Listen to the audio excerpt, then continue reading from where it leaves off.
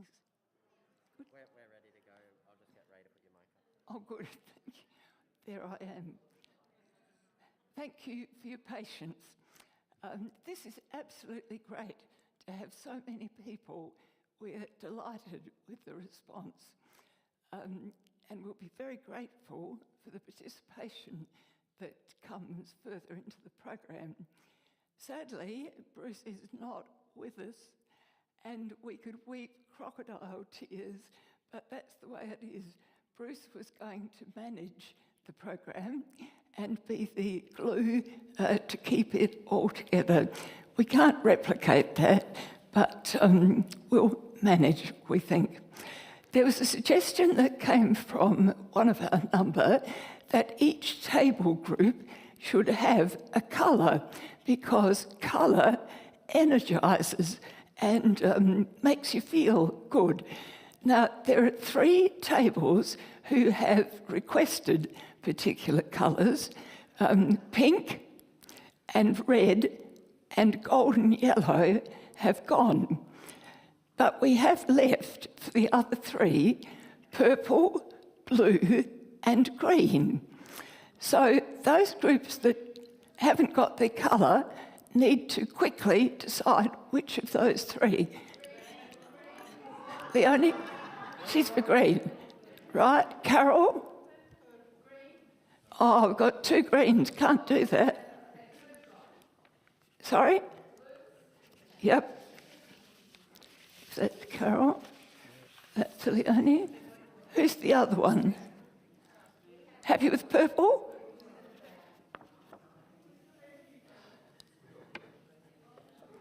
Can I have the yellow one? Yeah, thank you.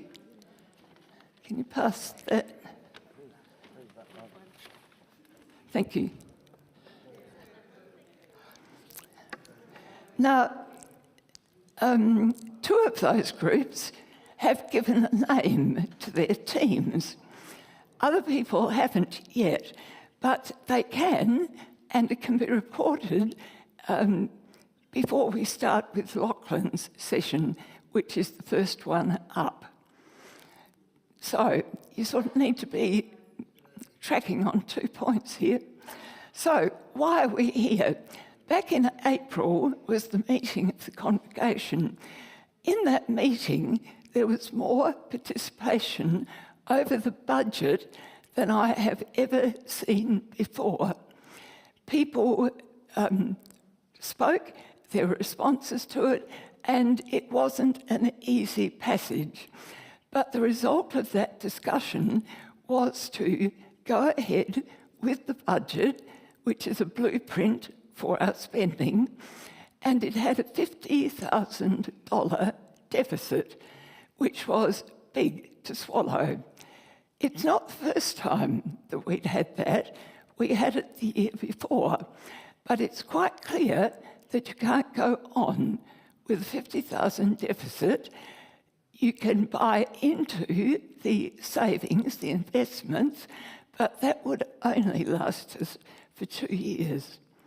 So out of that concern and the agreement of the meeting that we go ahead, but that council would give attention to that and examine solutions to reduce the deficit and achieve financial viability. So subsequently, council set up a working group which had Bruce, Bob, Lachlan, Chris and myself on it. The achieving of financial ability is understood to be viability in order to support mission. We cannot do our mission without the finance. So it's a matter for us all, not just for council, not just for the leadership, but for all of us. Now, the group is following through with the understanding that this is a whole of congregation matter.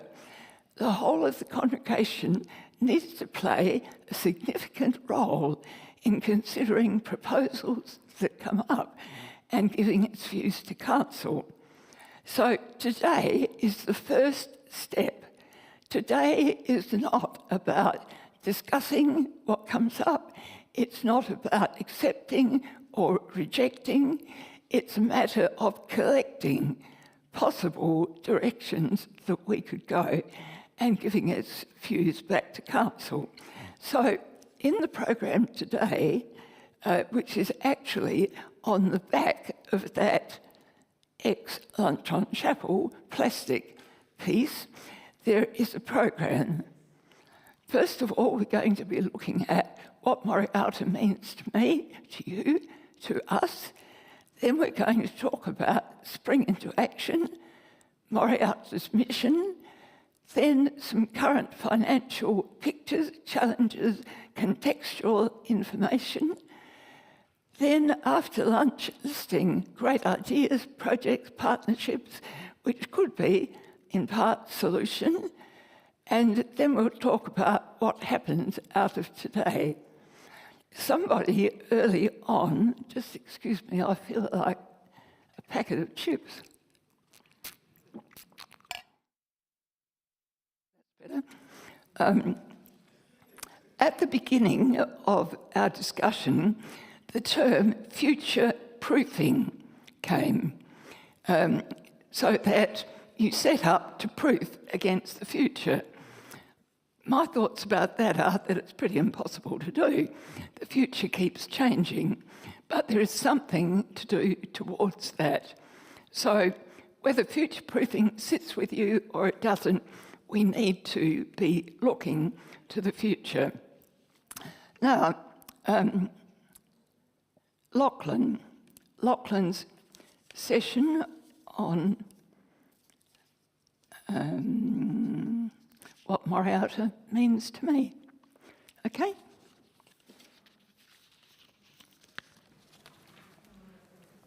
Thank you, Mary. Sorry. Thanks for a really good introduction, I guess, into why we're here and the way that the session's going to run today. Of course again. Can you all hear me all right? Very good. And it's not just the people who are here today that are participating. We have people online who are also able to view this and to send through comments and questions, please. We've got a text number up on the screen and an email address. So please send those through and we can include those today. So as Mary said, we'd start with a short section on what Morialta means to me and also what we hope for Morialta into the future. So I thought I'd start with a small part of my personal reflections on what Morialta means to me. So for me, Morialta, it's a community of people that really do love each other and share the love of God with each other, caring for one another, both spiritually as well as relationships, physical relationships. We care about each other's lives, both here and in our immediate local community. I think that means a lot to me in Morialta, in that we're able to do that for each other and show the love of God in that way. Which led me to thinking, how are we doing that more globally or more extended? And that's where I think it's the other part of what Morialta means to me, is that we are able to share this, and we are able to share a worship experience through our live streaming that we do each week.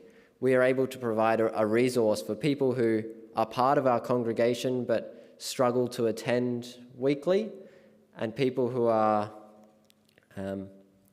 maybe don't have a congregation or don't have a congregation that meets weekly for services or struggles to find ministers to be able to support that.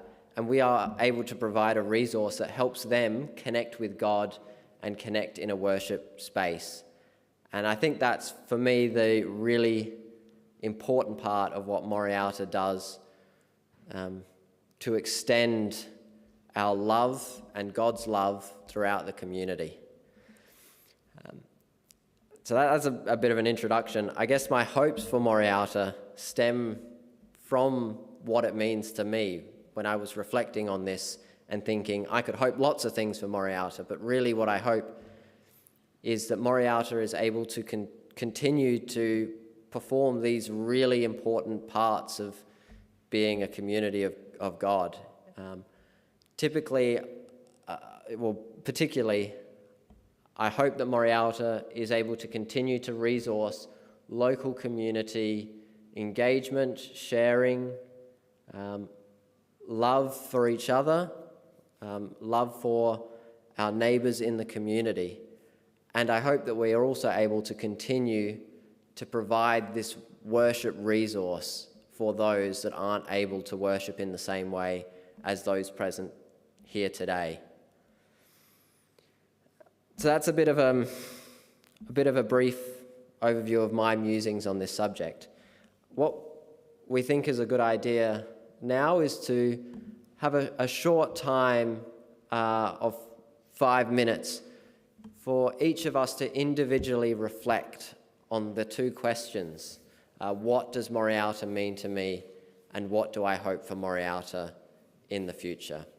And I think a time of individual reflection is really important so that we can answer those questions internally, which most of us, or all of us, will have some ideas as to what it is, or might know really strongly what Morialta means to them. So if we can take 5 minutes to individually reflect on and answer those questions with short personal statements on the pieces of paper with you. After that 5 minutes or so, we'll open that up to small table group discussions. But I think to start with, just that sort of 5 minutes. Thank you.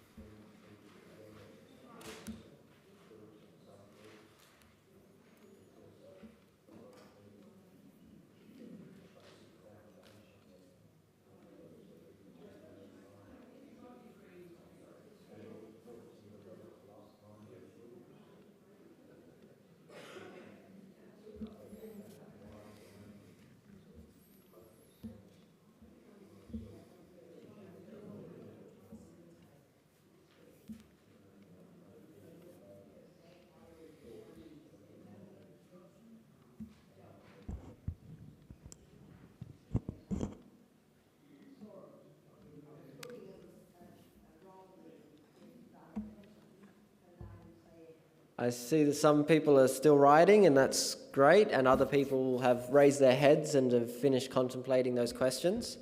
I think now is a good time to, with those pieces of paper that you've written on, to gather those together, stick them onto the butcher's paper that you have on your table, and then start a bit of a group discussion, talking about these points for a few minutes, and try and highlight one or two points from each table, standout points, or particularly points that are really important to bring up to the whole group. So if we could focus on that for the next 5-10 minutes, please. Then we'll, after that, we'll go around the room and hear about those points.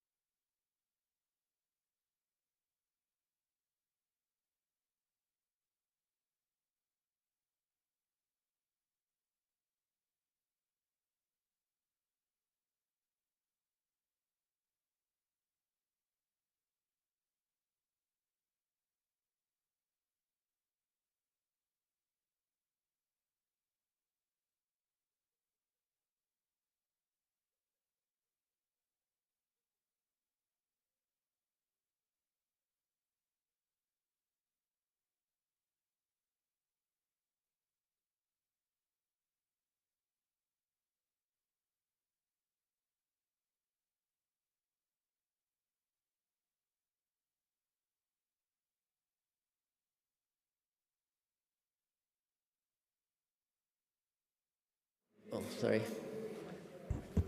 I will encourage you to keep that discussion going for 1 or 2 more minutes, and if you haven't stuck those papers onto the butcher's paper, that's important to do with your glue sticks, because we will be putting those up onto the border around and going around in just a minute or 2.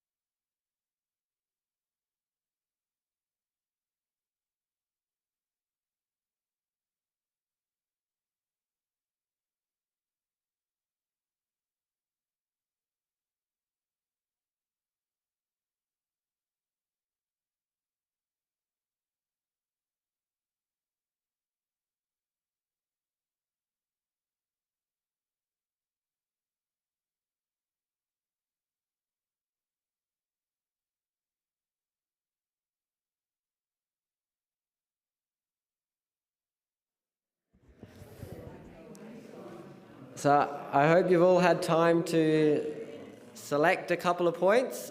I hear 2 minutes shouted at the back. So I'll give you a couple more minutes, and if you can please make sure you select 1 or 2 points that we can bring to the front in a moment.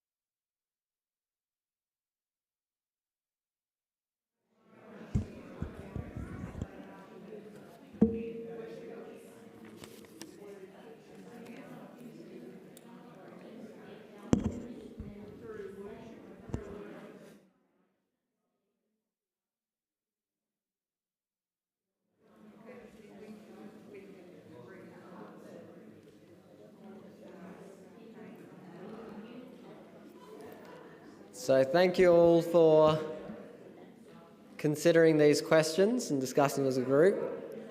I know that time's a bit short here and you might want to discuss a little more, but I think we'll start to go around the room and start to hear from you about what Morialta means for you and what you're hoping for Morialta into the future. Is there a group that would love to begin? All right, Shall we go and stick it up on one of the boards, and then I'll provide you a mic and you can talk mention one or 2 points.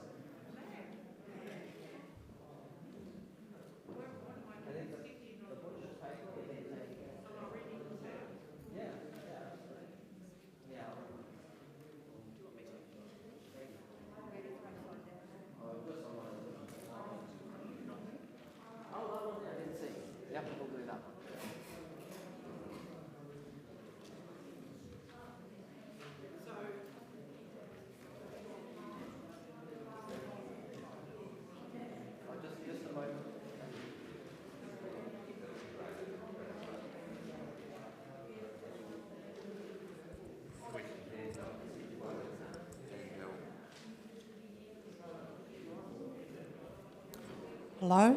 Yes. All right, the first question, what does Morialta mean to me? We summed it up with a loving, caring community in which we can express our faith through worship and fellowship, and hopes for the future, an open, welcoming, caring community, and to continue to explore new ways of communicating with technology. Thank you. Lovely. This group looks like they're ready. Lovely. Thank you.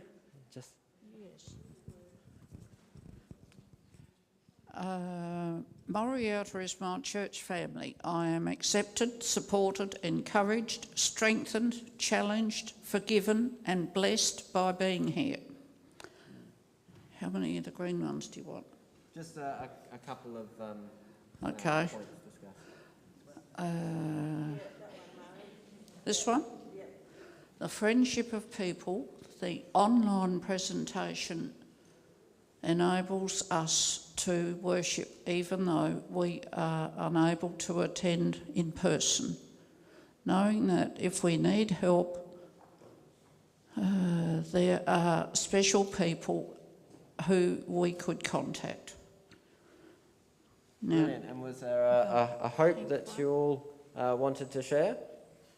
a vibrant, active, all-inclusive Christian group caring for its members and reaching out to the community. And the other one, we hope for the younger generation, like the netball club, no cricket club, young people who were able to express their lives through sport, singing, and etc., etc.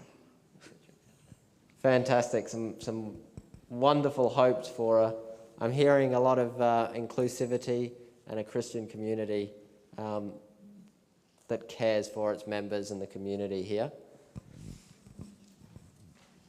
Is there someone from this group to report? Sorry, Carol.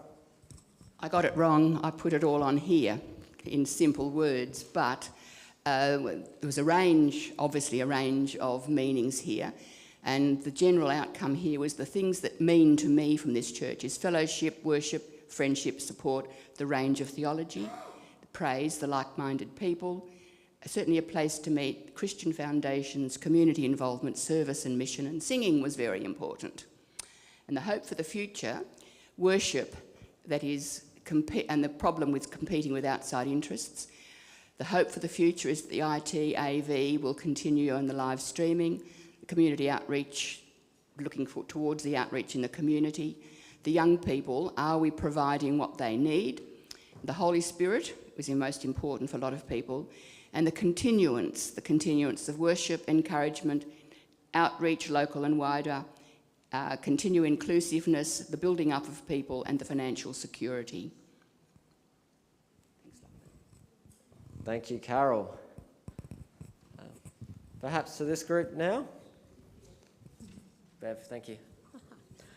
Right, for what does Morialta mean to me, most of us had things like that here we feel loved and cared for and supported, and the social interaction with each other.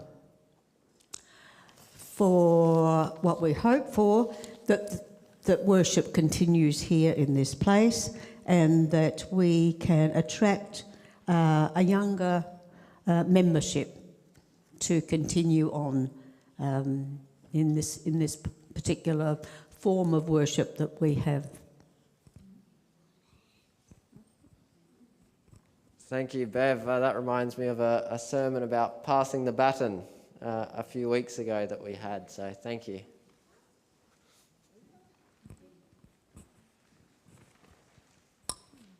Thanks, Lachlan.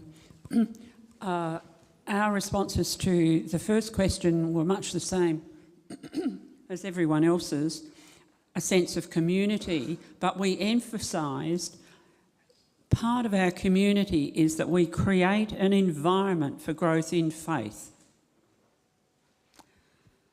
The second one, that Morialta can continue to nurture and be a community of faith, recognising that the format will need to change to meet the changing needs of the wider community and this community.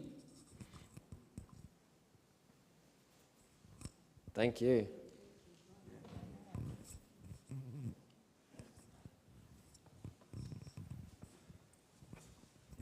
Thanks, Lachlan.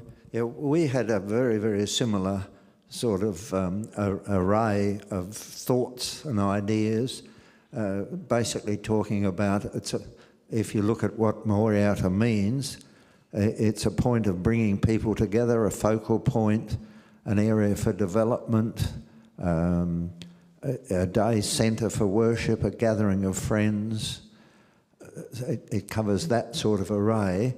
But for the future, the word younger and younger age group develops all the way through.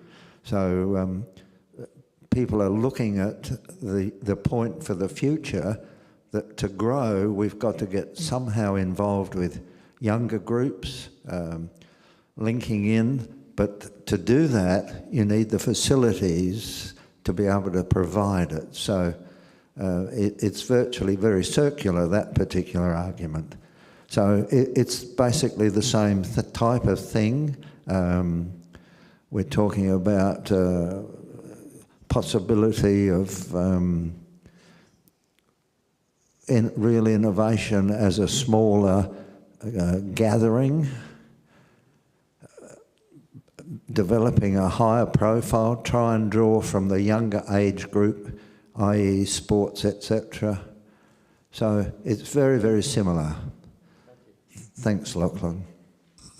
Thank you. And back to the lectern. Thanks, Ray. And thanks, everybody, for all of your careful consideration and responses.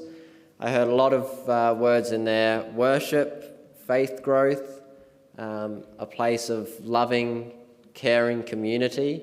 I heard a lot of outreach, a lot of talks about young people and vibrancy in the church.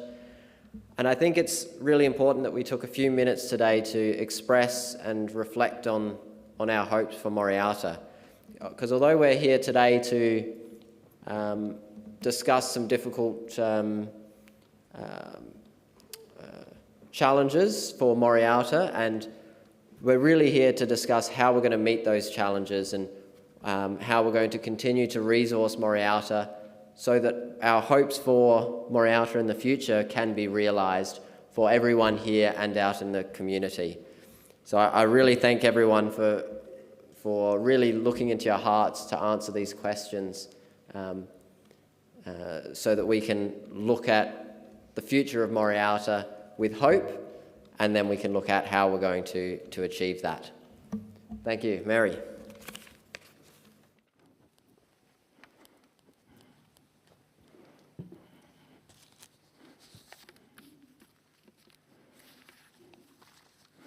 Thank you, Lachlan, and thank you to everybody. Just sitting on the sidelines is fascinating, you know, the way people get into the task and hearing at the end some of the commonalities that are coming through. Huge challenge there. Now, before we got into Lachlan's, I gave you the colours and you were going to come up with a name for your group. So just a little break from things to get that. Now, Brian, you are one of the groups who had come up, I don't know if it's your group or you, but with a title. What's your title for your group? Thanks, Mary. Thanks. Thanks. No. I can repeat it. Yeah. I can speak loud anyway. Yeah. Thanks very much.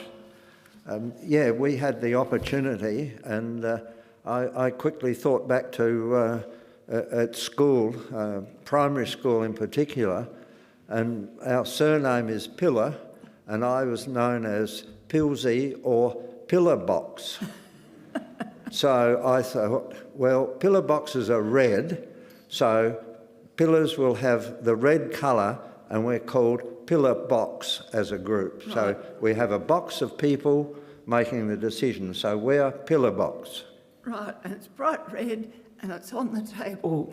And while I think of it, when we come later to write on butcher's paper with the colour pens, it might be a good idea if you put your butcher's paper over that colour so it doesn't go through to the tablecloth, if that happens. So it's got double purpose. If you have got something on the tablecloth, don't worry, we'll deal with that later. Now, next group. What's your group going to be called? Number 2, Ray. We have decided that this is a chance for everybody to think about the future. There's a lot of thoughts going around about what will happen. So we are the futurists and we are purple. Thank you. Thank you. Thanks, Carol. Well, we've got blue, and we decided that blue probably wasn't a good colour to be thinking about today. We've got the blues. So we are the not blues. Well done. Someone from this group? Well, we've got green and we've had a few discussions, and the last one was get growing. I think that fits well into the spring into action as well. So well done. Thank you. Thank you. Thanks. Our group's yellow. Last week we were out in the country and the wattle trees were just amazing, and so we've chosen yellow to remind us of the wattles, and our group is called What'll We Do?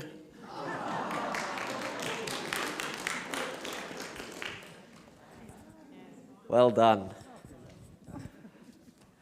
Well, I have to say that this has just been my decision for this group. They haven't had any input into it, but I came up with it before we started. So mainly because all of the pink was on the table where we spring into action forms were, and pink being a very vibrant but can be very calming and peaceful colour tone. I think there's a lot of attributes to pink. So pink think tank, just because it rhymes, right?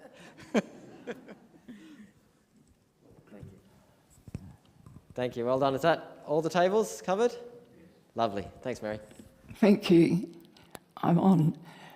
I'll just share with you, it was actually Jill who started the colour thing with the think pink. But that's been very good. I'm really impressed with the range of titles that you've come up with. So let's get going. Now, back in January, I was doing what probably quite a few of you do, sorting out cupboards and unstacking things and throwing things in the bin. And one of the things I came across was a VHS tape that we made 20 years ago here, and it was part of a task group investigation into our mission. And at that time, there were funds, but you could see down the tunnel that it wasn't going to last forever. There were people, but there were some of the concerns that now really face us full on. In between that time and now, we have many times looked back at our mission, looked at our direction, thought about where we're going, and we have diligently put it down and tried to work with it. So we are a church that has been active in trying to determine its mission. Now, what happens in this session is largely informational. It's not discussion. This is the time, if you go to sleep, you're likely to go to sleep. But I want to talk about this dashboard that's up on the screen, and you have them on your table. There should be enough of those for everyone, I think. I want to talk about the dashboard. And you might say, why is it a dashboard? Now, I've discovered that a current planning format or mechanism is a thing called a dashboard. And when you look at a dashboard, you see on the surface the key things to deal with. If you think about your car, you've got speedometer, you've got petrol gauge, you've got an oil light, you've got things that show you how the car is working. But there is a connection from what's on the dashboard to the part of the car. Now, in this planning format that we have come up with, it's like a dashboard, and I keep thinking of it as that. Perhaps it's not being used in such a sophisticated way as it's possible to do. Because in more sophisticated use, any of those things you can see on that dashboard would burrow down, perhaps with a link if it's on computer, to the information that goes with that particular part. So, just going quickly through it, the slide that's up at the moment showing the whole dashboard. The left-hand side introduces the program, and it puts it in the context of a rationale, a welcome, and a listing of weekly programs. The right side deals with the current pathway for mission. Now, if we go to the left-hand side, this introduces the questions of who are we, what do we do, why do we do it, and underneath there's the welcome and the activities. If this worked on the computer and we see this as being able to be picked up to put on a web page, the link would be there to the timetable for those activities. If we go to the right-hand side, showing the pathway for mission, the mission has two main areas, as for a long time our mission has had. Firstly, it's to do with building and nurturing the Morialta community. And secondly, to community ministry. That's in the wider community.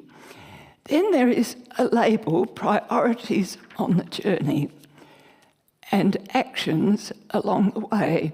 Previous planning exercises, more particularly last year's planning day, to which Council invited people from the congregation, produced a great amount of ideas in response to the framework that was used at the time. All of that material has been looked at, it's been reviewed, it's been shuffled into the effort to make it meaningful in groups, but the actual follow-through of that planning day information has stalled. But it has been reviewed and sorted further, and it's taken on board some of the papers that were sent to council and developed by council members. And the material has fallen into what you see on those labels along the pathway. They're the priorities: pastoral care, worship, faith ed, church life, administration, communication, the wider church, community programs, and I'm not sure whether I said church life. They all sound familiar, and when we think about them at Morialta, I believe that we think about teams that manage and are the link with council in those matters. You see the term actions along the way, and it says in attachment pages. So if it were a real dashboard, that would have a link down to the actions for each of those areas. Now, in the past, we've talked about goals and objectives, and people have different preferences for the way they use those terms, but we've decided to call them actions because they're what we need to do. Also, on that side, you see other challenges, schedule for actions, pack for the journey. Those are part of the dashboard, and that will flow through into the rest of our program. Just a moment.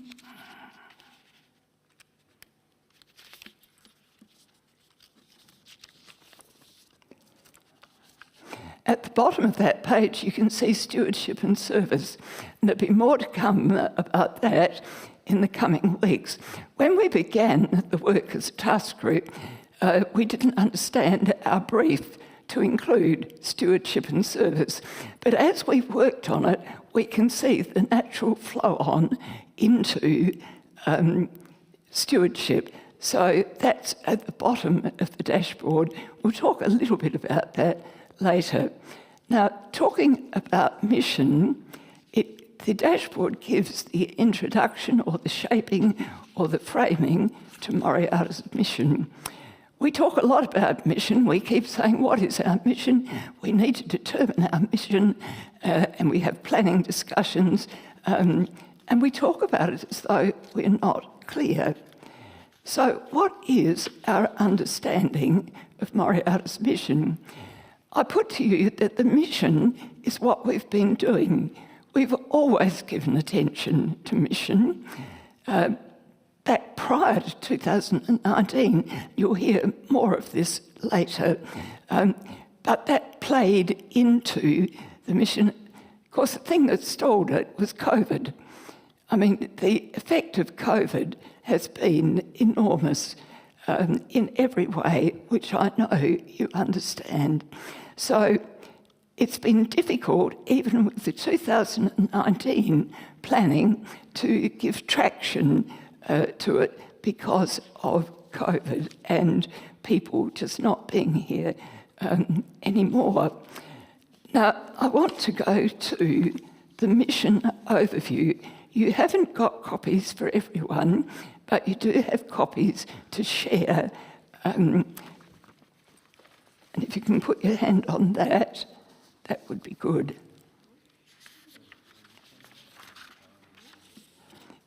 It's a... Yes, Ruth?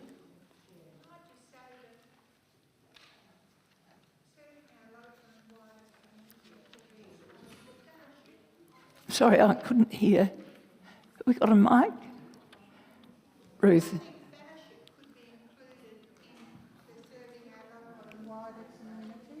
you want to repeat that briefly, Ruth?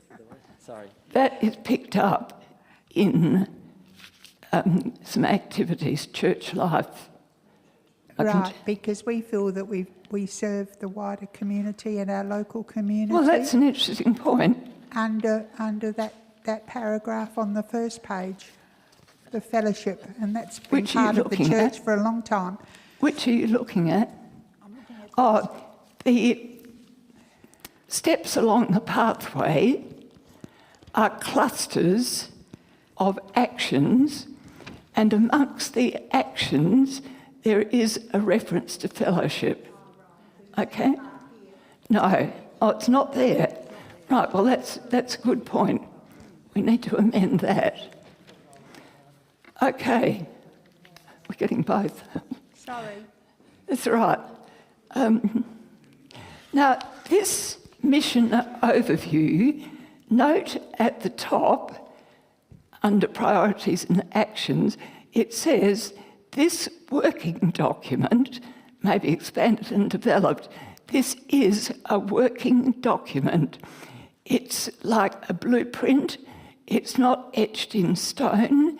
It is open to addition or amendment as we go through this 4 months. And you are welcome to play into that and to make comments and recommendations down the track when you've had time to think about it, and not today. So I just want to talk a little bit about what the layout on that mission overview means. You can see it says priorities, and each cluster has a P in front of it. So that's a priority label. The actions are listed below, and they're like objectives for teams. Looking across the page, there is a column, responsible teams, groups, persons, minister ex officio. Morialta has had what I think is a fabulous run of ministry work, church life, call it what you like, through a team structure. And the teams have been responsible for activities and the link to council through those teams. Now, as our human resources change, we don't have as many people, we're not as young as we used to be. All of these things, COVID, have reduced our membership that is active. So there is an ongoing discussion about how that infrastructure might be set up and look.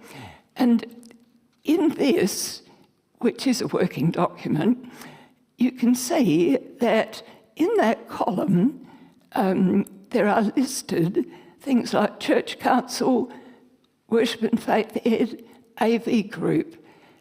The responsible person, I'll go back a step. We had the teams. Some teams still operate with some adjustments given the circumstances, but Worship and Faith Ed as a team is operating. Pastoral Care is operating as a team. Property and Finance are teams. The rest of it, which came under community programs and back further, church life, and until recently, social justice, those are the activities that may be considered for having a responsible person who is the link with council and who sponsor the group give them, work with them, a responsible person. Some cases it might be two responsible people, but that's a working column looking at infrastructure, which is a bit of a merge of what we've had in the past with something slightly new. And that may be something you want to comment on. Not today, we've got other things to do, but as we move along. Now, also as a working document, we've got 3 columns that have got ACT at the top of them. One ongoing now, one soon, one near future. And this was just stick a pin in it with some thought for what is happening, how quickly, and what needs time. So that's the projecting, if you like. The column on the right-hand side is interesting because it's blank, cost, notes, etc. And the thought was, if you've got all of these actions, you should be able to go through and cost them to lead into budget. It's not as simple as that. But what is simple is that when you attempt to do that, you see that most of those are done by people, human resources. It's part of stewardship and service that people act and do those things. Of course, there is a cost that goes over the lot, and that's our ministry cost. Our mission would not be guided, not enlivened, without our ministry personnel across. What Bob does goes across all of this. So that doesn't show in that column, but I just want to make that point that most of this is human resource stuff. And at some point, you might want to say, we can't resource that particular thing any longer. If we could have, thanks, Colin, just go back, is it the one before that's worship and faith ed? I just chose 3 of these slides, and in part, I've talked to them already. You can see the way that's framed in worship and faith ed to maintain the ministerial complement at 1.0, done further, continue to support and develop the streaming. And in the responsible column, if you look at support and develop the streaming, you've got Church Council, Worship and Faith Ed, and the AV group. There are only a couple of groups, I think, that are named to service this, but the AV group is a very important one. And that reminds me of something I meant to say at the beginning of this session. If you had any idea of the, what shall we call it, mayhem? No, challenge. Logistical challenge at the beginning of this morning to get it out into the streaming when things didn't work. I listen to the terms, but I don't really understand the whole way it works. I see the impact of it. So the AV group is just amazing in what it's doing and doing for today. And thank you, Margaret, for pulling all that together. I know. It's been huge. And while I'm sort of moved away from this, Bruce has texted to say good on you and things like that. So he's with us in heart and soul and texting. Right, back to the paper. The next slide is pastoral care. So you can see that's laid out with responsible people, Church Council, Pastoral Care team. The one at the bottom I've put as an example of how this column picks up responsible, because it shows Cynthia Story as the person for the card ministry, which makes a great deal of benefit for a lot of people. Let's have the next one, Colin. Right, church life.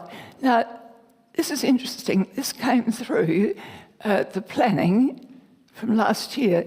Demonstrate by our actions and program that people matter, and continue to emphasise and develop practices which are inclusive, respectful, welcoming and hospitable. And that shows simply Church Council, all teams, responsible persons. it could have the congregation listed under that, but that flows through it all. Now, I'm not going to spend time on that, but I do need to tell you that this, I'll go back a step. I've talked about the resources, human resources, and where our costs lie across it. Now, Church Council endorsed that as a working document which could be amended in the future. So it has been to Church Council. But whilst they've endorsed it, and I know this has been very quick input, I'm interested in, and we haven't got blue and orange cards, but if you feel that this is a practical way of going ahead with our documentation, because we need a document that says these things, encapsulates our mission to go ahead. Do you feel that that gives valid answers to who we are, what do we do, and why do we do it? You haven't had a good chance to look at a lot of it, but it goes on. Are they valid expressions? If you feel comfortable with that as a working document, just put your hand up. Okay? Thank you. That's good. That helps us. I'm sorry that that's got so much information, but I do want you to be informed with the thinking. So, Chris is going to be our next person. I'll just get out of your way.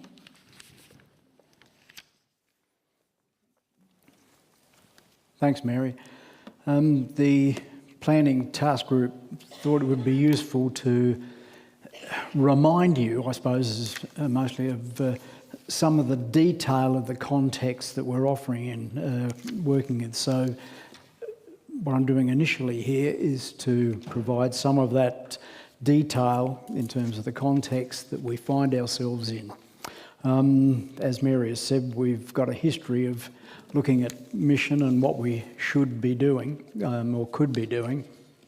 2015, the dreaming process. In 2017, an exercise determined that we should continue with a full-time minister for as long as possible, but even back then, 2017, 5 years ago, recognising that there were some questions over funding and its uncertainty. Reducing ministry would indicate that we are winding down, or at best just hanging on, and going to a part-time minister would be a reflection of that. And also, you know, if a minister is designated and being paid 0.8 or 0.7 or whatever, usually means they're still working part-time. We're just not paying them for that, and I'll leave you to make a judgment about the fairness of that. And so we need to be considering today imagining some alternative funding strategies. Part of the process has also been the full engagement of the congregation. We as the congregation are, one, the ultimate decision-making body of this church. It's not council, it's the congregation. And two, if anything's going to happen, we're the ones that are going to make it happen. So that's what that's about. The future that we're heading into is not something that will be forced on us, it's not something that will happen to us, it's something that we will create in some way or other. Mary mentioned the 2019 exercise where we looked at a couple of different scenarios, and I'll just detail some of the points that came up with that because they're probably relevant here as well. And I thank Christine Garner. Christine, if you're joining us, thanks for reminding me of some of these things. In some ways, we've been in the process of reduction.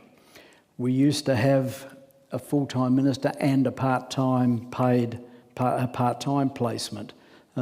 We had a part-time community development position. There used to be 3 services on a Sunday. That's down to 1. There used to be a weekly meditation group. There were 2 play groups, which are now 1. The library high teas haven't happened for a while. Lunch on Chapel has ceased operating recently. The annual musical dramas that we used to have don't happen anymore. The choir is significantly reduced, and the annual bus trip hasn't happened for a while. But we still do have a significant program. Weekly worship with 2 or 3 musicians and 1 or 2 singers each week. Live streaming to probably around 80 people each week, and a little more of this later, but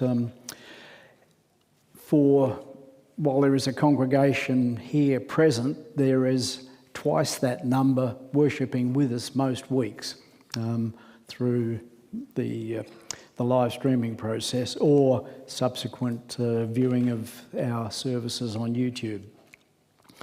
We're supporting rural families through the student housing accommodation, supporting wider church mission through armchair travels, hosting activities involving local communities and community groups and individuals. The Shed, netball, caters for nearly 100 young people. Exercise, Tai Chi, art, craft, dance, socials, and concerts. We're supporting refugee integration through both financial and in-kind activities, supporting interfaith activities, offering Christian, spiritual and ethical education through the library, Vision magazine, Gateways group, worship itself, and the reflection study groups that happen annually, and through the Caring Connections. Current issues, thanks Colin. These are the things we need to be dealing with. Yes, we have an ageing congregation. We have sadly had members die over the past few years. And while we have enjoyed some new members, we haven't fully replaced the losses. So one of the questions is how, and it came up in your pink and green sheet, these sheets here, how do we promote ourselves better? We have vacant leadership positions, both at a team level and the numbers on council. Having a well-maintained and friendly user website is one of the issues that can get us out to a wider audience. Anyone that's been involved with any sort of administrative part of the church over the last 20 years knows how much more complex it's become, mainly through legislation and unfortunate sad events, but complying now with government and UC in church in Australia requirements, the record keeping, occupational health and safety, safe church, probity checks, building checks. We used to have a ladder on the end of the church that we could get up and do some work in the ceiling. We were told by the Synod safety officer, don't use that until it's been checked. Having it checked is a legal requirement. It's got to be checked annually, and the check will cost $750. So we took the ladder down. It's just those sorts of things that, weren't so much of an issue 20 years ago. Miriam.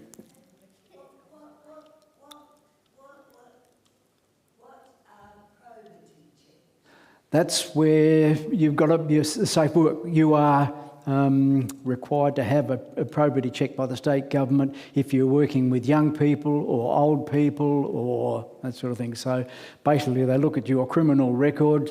I'm sorry if you failed this one, Marion.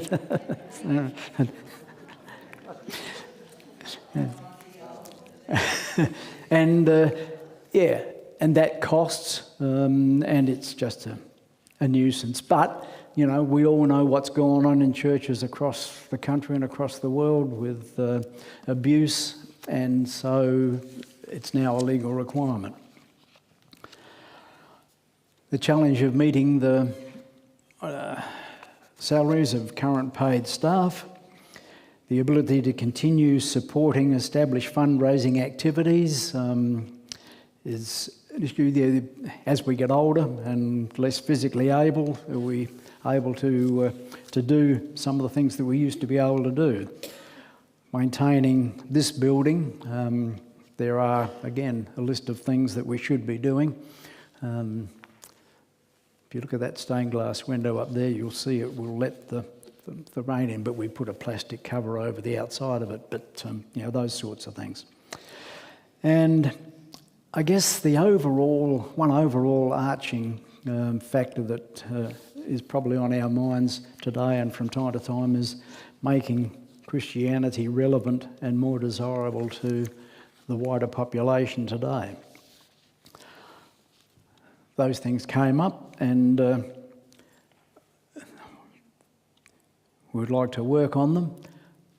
This was happened, as I said, a couple of years ago, and then COVID struck, and that sort of put a bit of a stymie to all of that. But there are some positives that we can work with. The new houses next door have provided us with some respite in terms of property maintenance.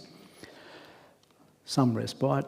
We've still got washing machines that break down, and we think we've now got a fix on the overflowing gutters that have happened since the place was built. The live streaming of services each week, but not just services, we also have live stream funerals and weddings and currently a meeting. The library continues to be available to the wider community as well as us locally. Some new people have joined our congregation, and we think that's wonderful. The worship space is now safer and much more flexible, as you're experiencing as I speak. We have 2 or 3 musicians and singers operating each week. The netball club is flourishing, and we have a good process of internal communication through vision, emails, and the weekly newsletter. A couple other things that have turned up in previous planning days, or the planning day in 2021, which turned out to be more of a vision and visioning and ideas day. But we're not at the stage of giving up. But we may not be able to keep going the way we have been. The issue of nostalgia versus change. We recognise change, but in some cases don't want to give up what we've been doing.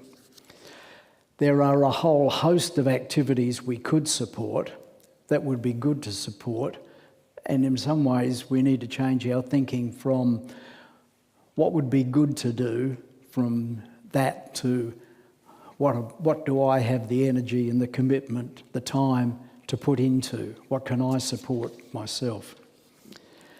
Who do we wish to serve? Is our team structure that Mary's alluded to just recently the best for our current situation? And meeting a range of expectations that 50 or 60 people are going to bring at any one time. In the lead up to today, the planning group got a couple of questions from various members of the congregation, some questions which I will try to address now. One of them was, we know we're an ageing population, what in fact is our current age profile, and then 20-year or 20-year groupings there. up to 19 years of age constitute 5% of our population. The next 20 years, up to 39 years of age, another 5%. 40 to 59s make up 15%. Most of us fall into the 60 to 79% category. I'll be leaving that shortly. And the 80 to 100 are the next largest group of our congregation. We were also asked if we could identify what we actually have in the way of physical resources. And remember, we are not the owners of these buildings, this property. That's owned under an act of government by the Synod Property Office. We are the custodians. We have this 150-year-old bluestone building. We have a hall, a kitchen, offices, toilets, storage and ante-rooms next door on the other side of the foyer. The cooker meeting, there are meeting rooms, storage facilities, a kitchen and toilets there. We have a main shed and a smaller, what's known as the paper shed, netball club rooms, workshops and storage attached to those, the netball and the tennis courts and parking. Our total space occupies something like 7 building blocks. Not all of the same size, but that's about it. We have a range of property users as well as the congregation itself and small groups that hive off from that or are part of that. We have wider church groups occasionally using our using the facilities for meetings. We have our student tenants next door. We have a couple of square dance groups, one Japanese play group, a Tai Chi group, workshop group,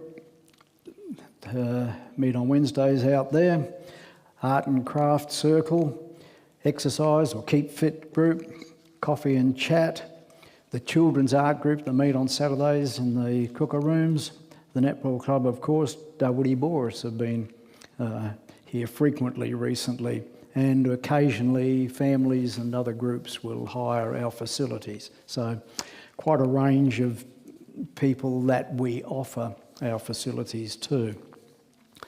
And we were also asked if we can sort of summarise the financial situation that we face now. So looking at last year's actuals, we had an actual income of about $212,500. Our expenditure was $227,300, leaving us with a deficit, an actual deficit last year of $14,900. We currently have in financial assets, not physical assets, $252,600 in round figures. You will recall at the meeting of the congregation earlier this year and the discussion which prompted this meeting today, we were looking at an operating deficit of over $45,000, and if you divide the 45,000 into the 252, you'll see 5 years is about it. And that's what we're here to do something about today. The crunch has come.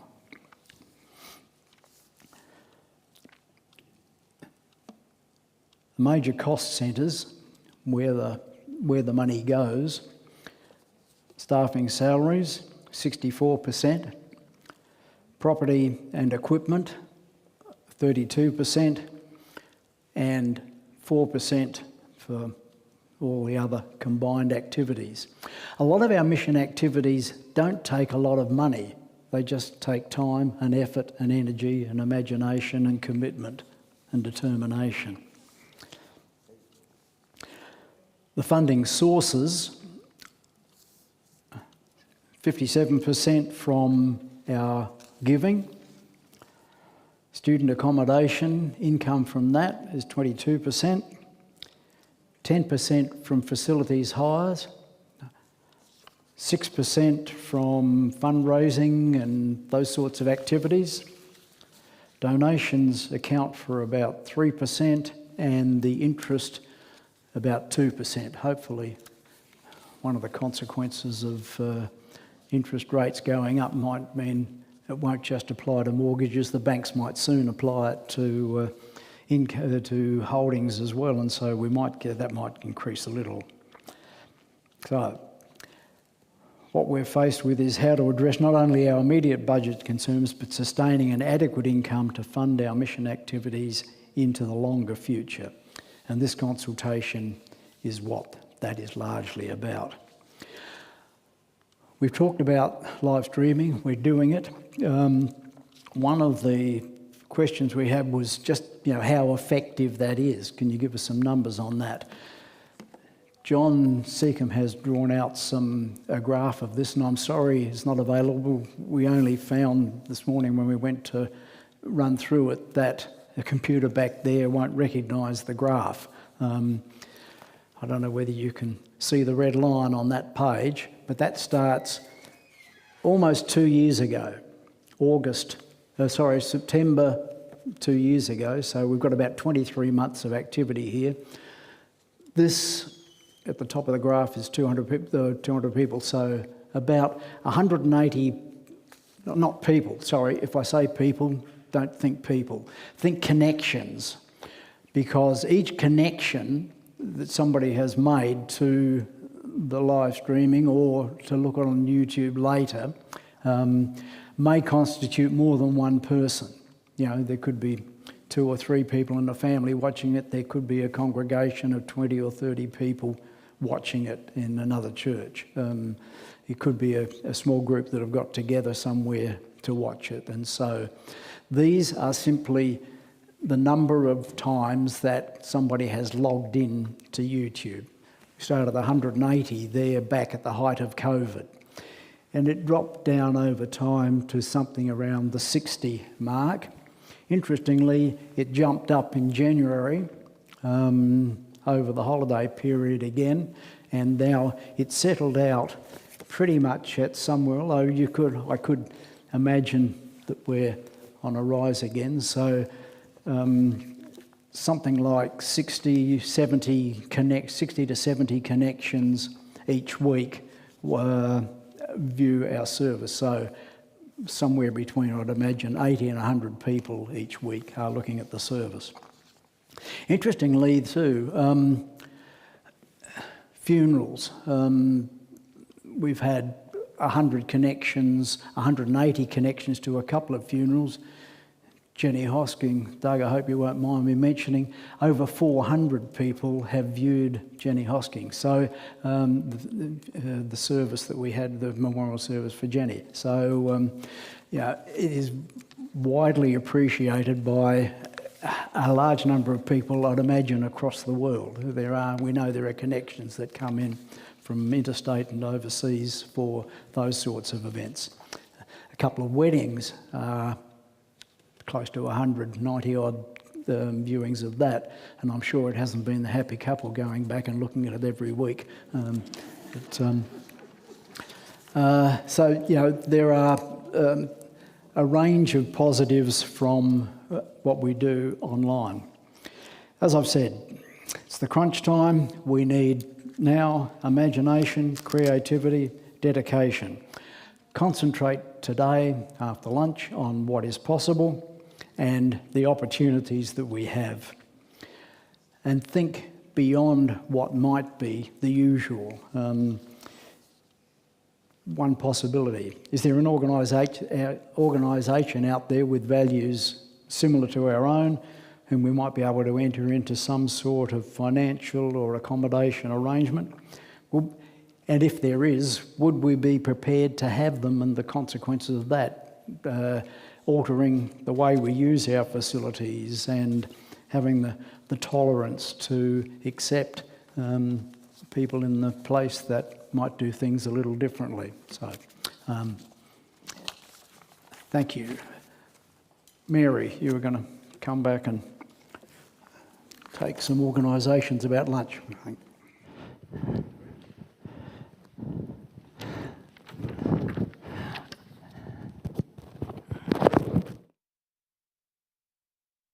Am I hooked on? Yes. I want to say thank you, Chris, too, because Chris has spelled out with good detail the things that go behind Crunch.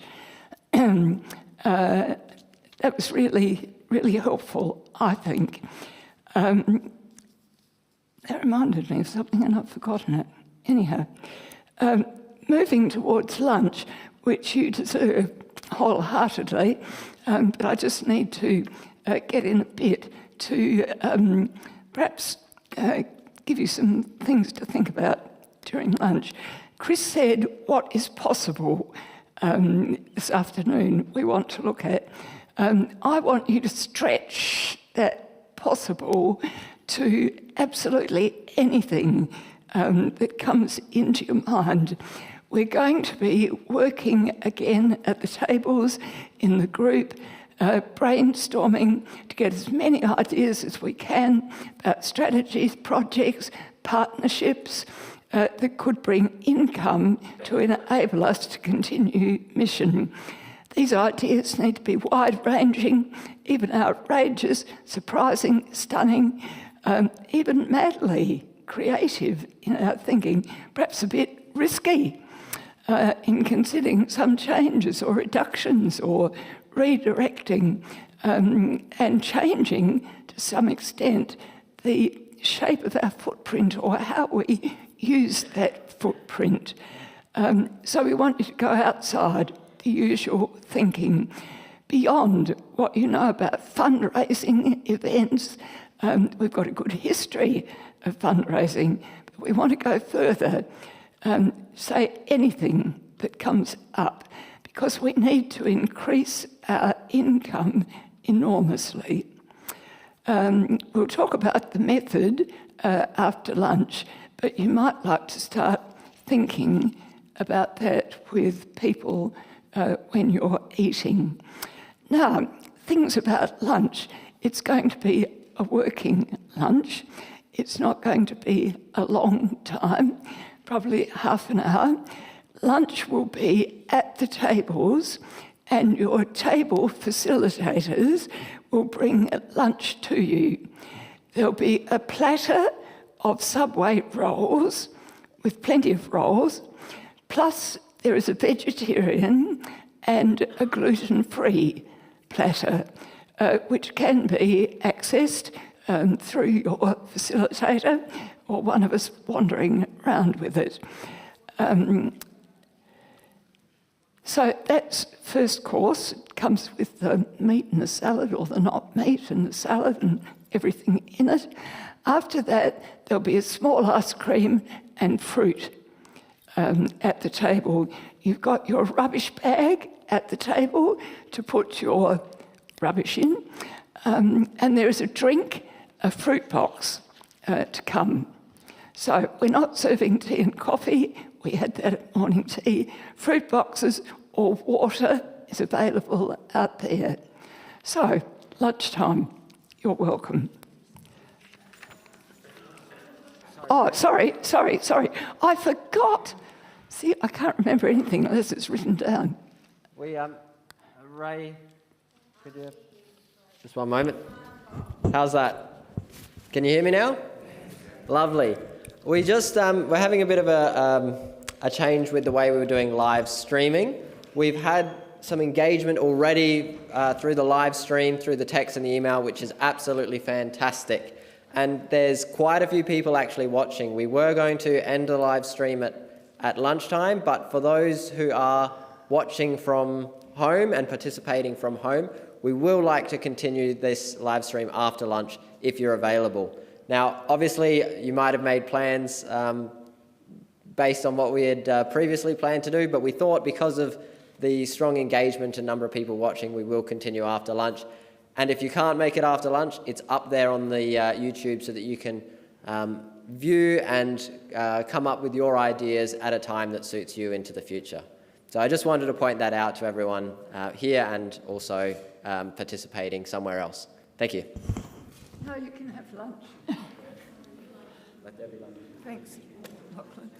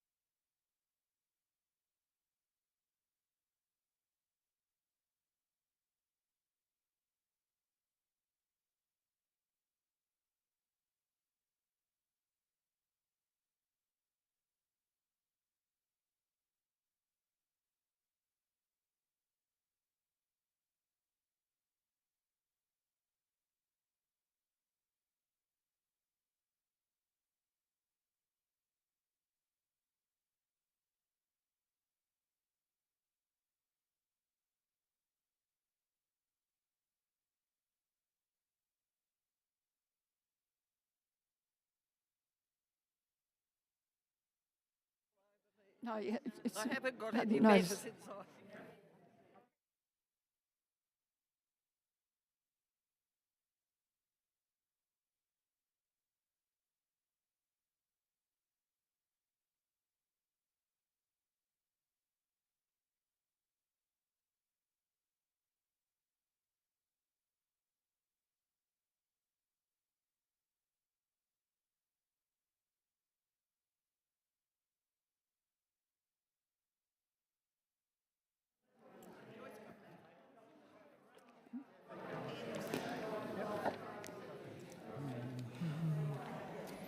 I'm sorry to interrupt your very warm chat. I'd just like to have things moved out that are in the way so that we can start again. How are we going? Not bad. You've done very well managing your tables with all of that food and everybody. Thank you for that. Now, as we start off, there were a number of apologies that I received, and I don't have the list of them, but do know that people who are not here, like Barbara Buckton, Jing, Margaret Peckham, a whole batch of people have sent apologies with a not well tag attached to them, such is life at the moment. Now, before we start the afternoon, I'm going to ask Margaret to give us a potted version of the quite considerable responses that she's had. Margaret is managing a text, and there is other means of responses coming in, but this is Margaret. Right, well, I've been assiduously paying attention to my phone and my computer. So we've had input from Jing, lots from Bruce, from the Drews, and from Christine Garner. And both Christine and Bruce responded very enthusiastically, saying, fantastic, we're really keen that you're going to go on with the live stream after lunch, so that's really great. Jing has sent in by email her responses to the first two questions, and Bruce has been saying lots of things, so I'll read you one of his early comments. The question is not what we should do, but what we must do. We must continue to be a spacious community where people can experience and grow in their faith through an understanding of and an exploration of the teachings of Jesus. So it's been worthwhile doing this, and it's really great to know that we've got people connected with us and involved with us at a distance. So there we are. Margaret, was there anything else, Lachlan or Chris? They're busy over here. Is there anything else we had to do before we start? No. Okay, good. Right, into our looking at strategies, projects and partnerships. This is the time when we ask you to put on your thinking cap, as they say to junior primary children, and contribute. We want that courageous thinking, which may radically reform and reframe the way we use our assets, perhaps changing that footprint in this part of the world. We're looking for strategies that may be ways of working with what we've got or directing it differently. We're interested in projects that might be new ventures and partnerships, and Chris referred to some of this where values align with other people. At the risk of focusing too much on one input, I'm going to share it with you, somebody who couldn't be here today, and this is it. The property, buildings and land are our biggest asset and also our biggest liability. This we inherited from past generations and have benefited from in our season. we can pass on, what can we pass on for the benefit of future generations? The gospel speaks of many things: looking after those who have less than we do, good stewardship, giving generously, giving shelter to the homeless. The big question that I've been asking myself is, what opportunities are there to redevelop the land that we have, owned by the Uniting Church, my input, we have into some sort of low-cost rental housing? Within the Uniting Church, there is a considerable amount of expertise. I was very interested, the person says, in the article in a recent New Times. It was titled, "New Housing Provides Safety and Stability." I haven't looked at the article, I meant to, but time has overtaken. It goes on, "I believe there is an opportunity for Morialta Uniting Church to explore something, not necessarily the same, but at the very least explore possibilities. As a vision for the way forward becomes clearer, we could see what we can do to maintain a worshipping community for our members and their needs. Something of this magnitude is a huge challenge, but I believe that the dedicated members of the congregation can work it through and be able to see the potential. As we explore possibilities, which may take some time, we continue to use our facilities and carry on with what we do. It could be that as the outer church building is heritage listed, we may be able to continue using the worship space within a complex that is developed.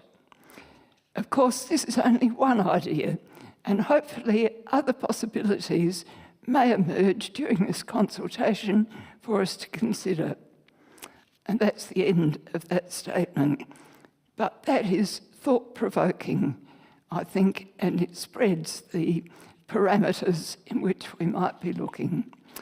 There are similar statements that we've had, which I'm not putting in front of you today, recognising the age profile of the area, the increasing need for appropriate housing, ideas about housing of the licensed premises kind.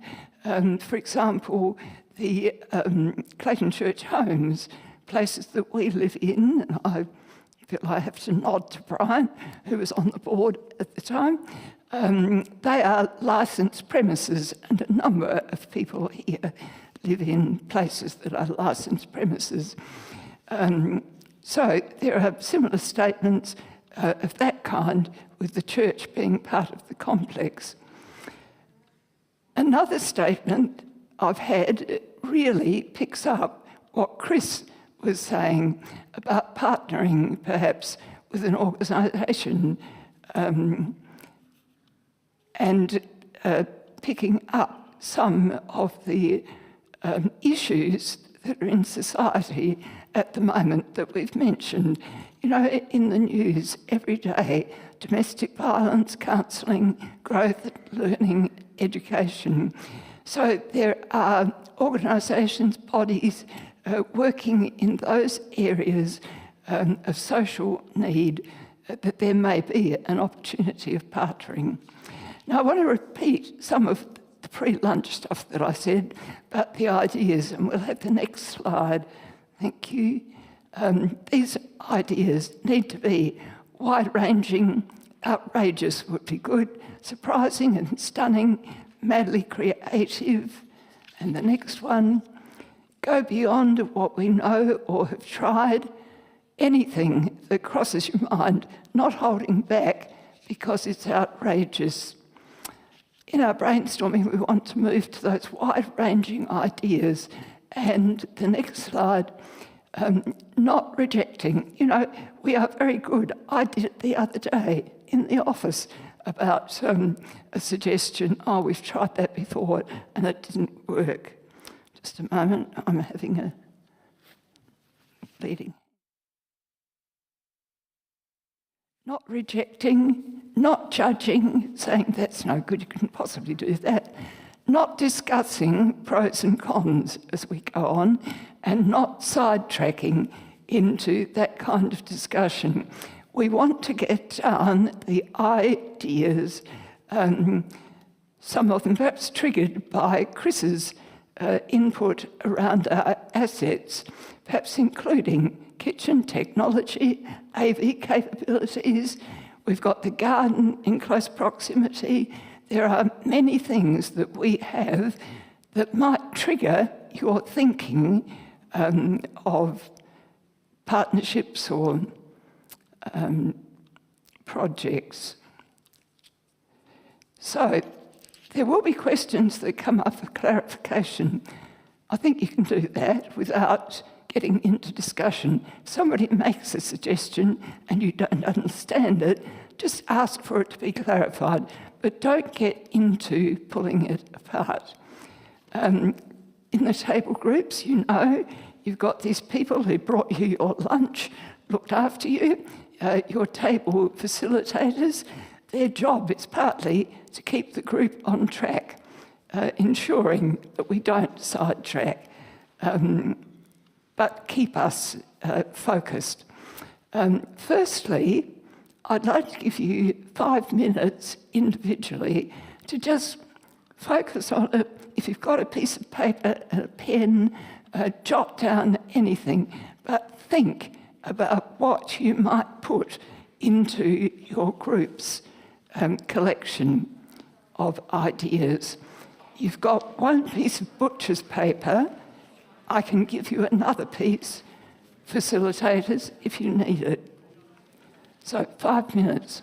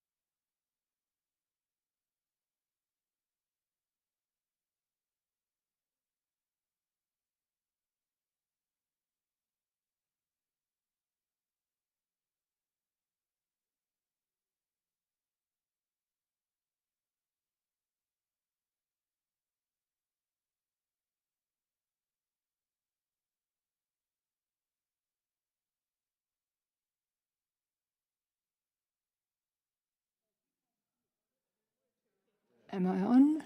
Yes. Thank you. You seem to be doing such a good job. I'm going to move it on. to your talking, and some of you have been doing this, talking in your table group, getting those ideas down on your paper, and I suggest that you use the colour pens that you've got to alternate your suggestions because they can be more easily seen as separate. So if you could now, and I can give you 20 minutes or I'll just watch and see how long, but about 20 minutes to get onto the butcher's paper those outstanding ideas.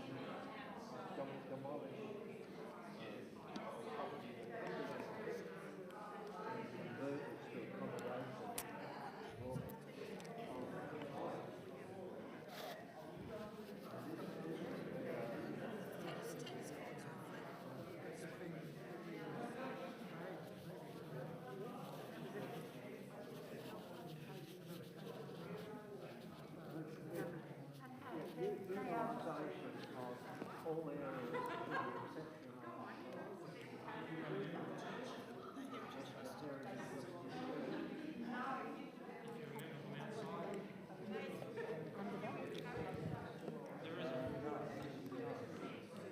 Clergy fee at the moment is roughly between $250 and $300. Hire of property could be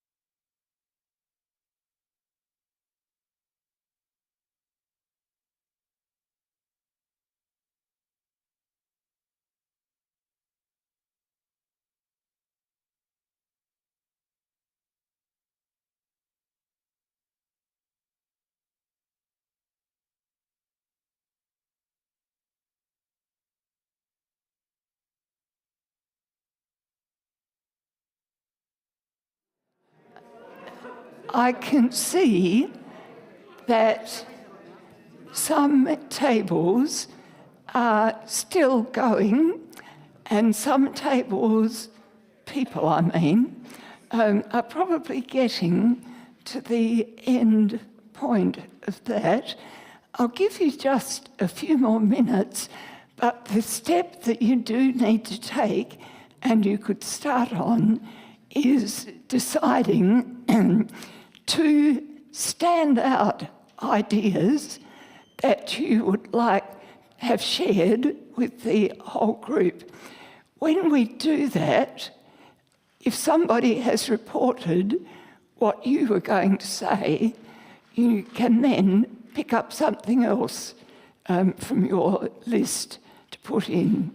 So at this point, finish the bit that you're doing, have that conversation about standout ideas, and we'll be ready shortly for reporting.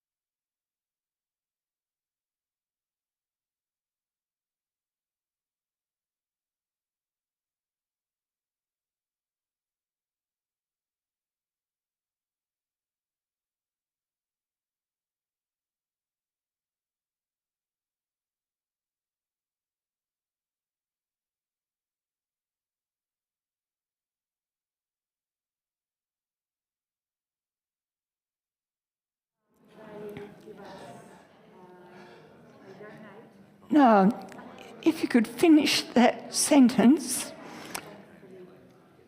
have you decided on those you want to report? Just show me a hand if you have.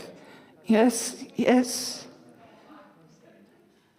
Have you decided what will be reported? 2 more minutes, 2 more minutes. The other people could start to put your papers up. I've just put some extra pins so that you could stick them up. Well, if it's easy enough for you to do that, otherwise the mic will pick you up at the table.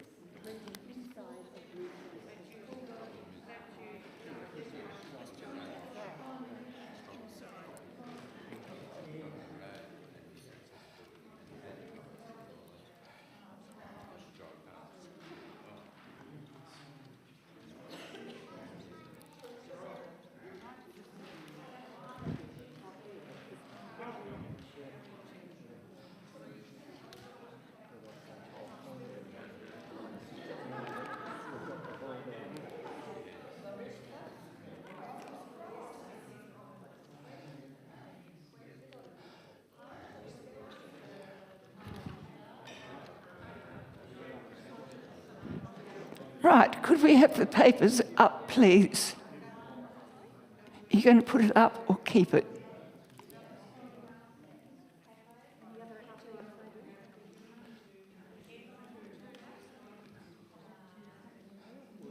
You raised a fundraising YouTube channel. Fundraising YouTube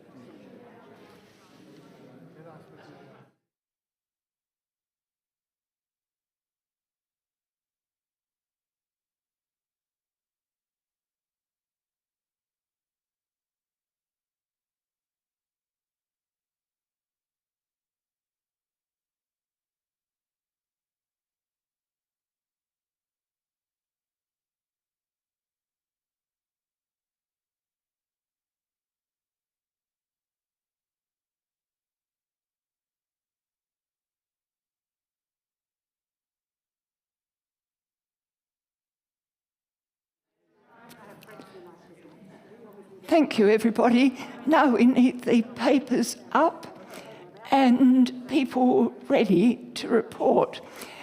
When you give your report, could you just remind us of the name of your group? Because we haven't asked you recently, and it would be good to attach it to this.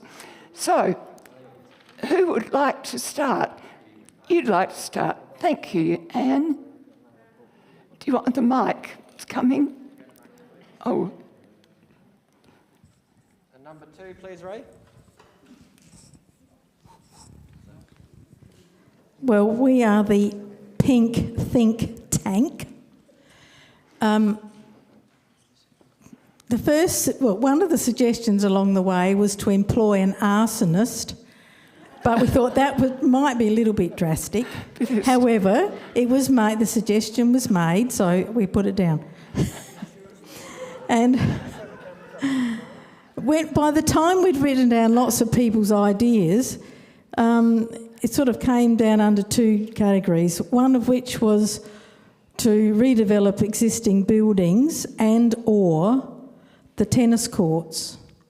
So if we look through our lists, you can see that some of those things might be housing for single women who find it difficult with finances later or earlier, to what's the other one?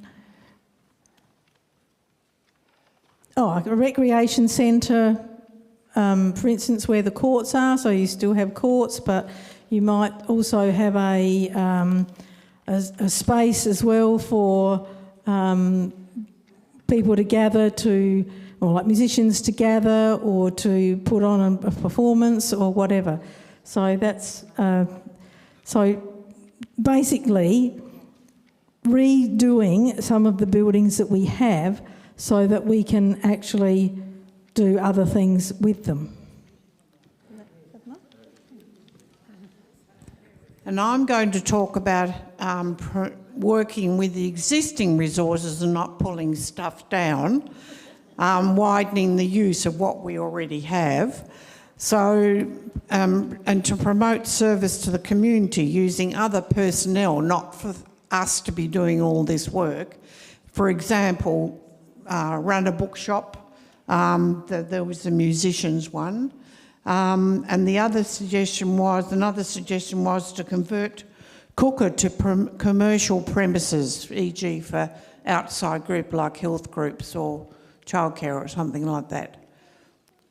Is that covered, do you think? Yeah. Before we go on, I should have said this at the beginning. You are able to ask a question for clarification, not a question that heads into discussion or accepting or rejecting, but if there is something that was said that you want to clarify, we'll do that after each report. So, is there anything that you would like to clarify from the Pink Think Tank? Okay, right, nobody's lifting up. Now we come to, who are you? The Greens. The Greens.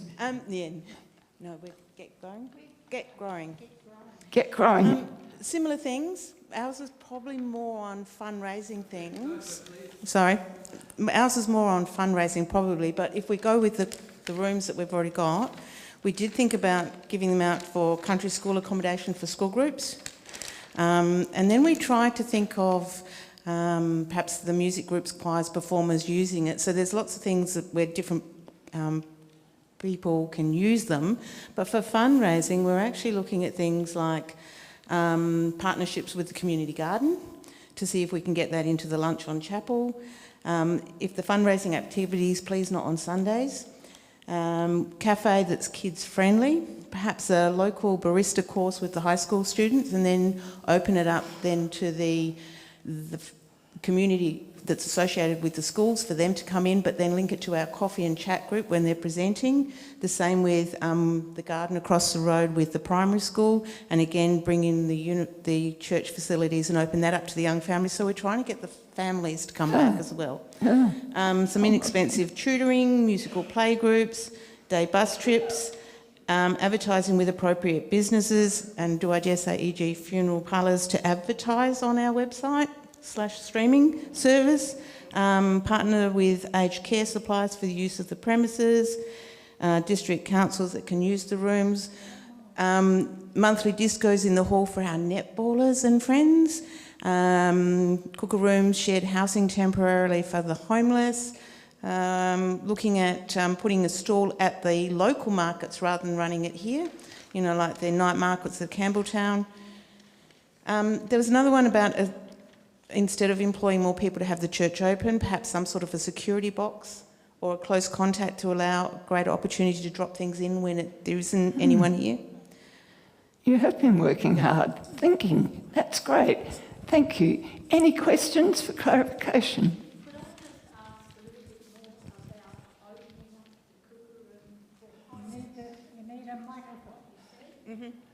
Offering it to the homeless. Okay, any other questions of clarification? No? Okay, moving on. We have one standing. This is the what'll I be, or What'll we do? What'll we do? Yeah. That's the big question, isn't it? And I think the Green whatever group took most of ours away. However,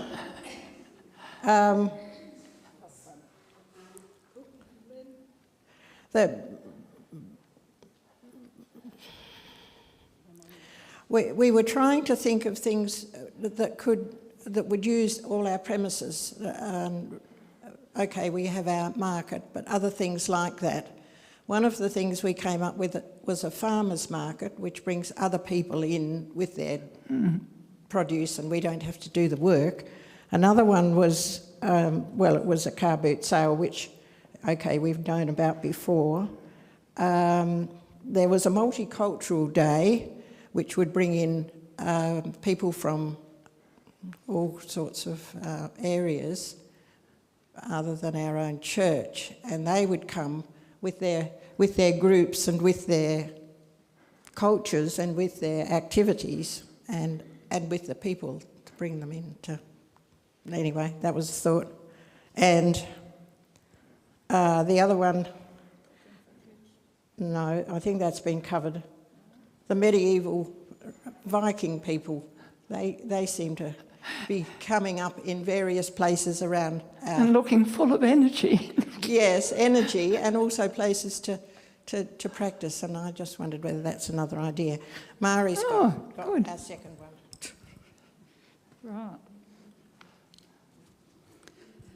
I was wondering whether we couldn't have a recharging station for electric vehicles.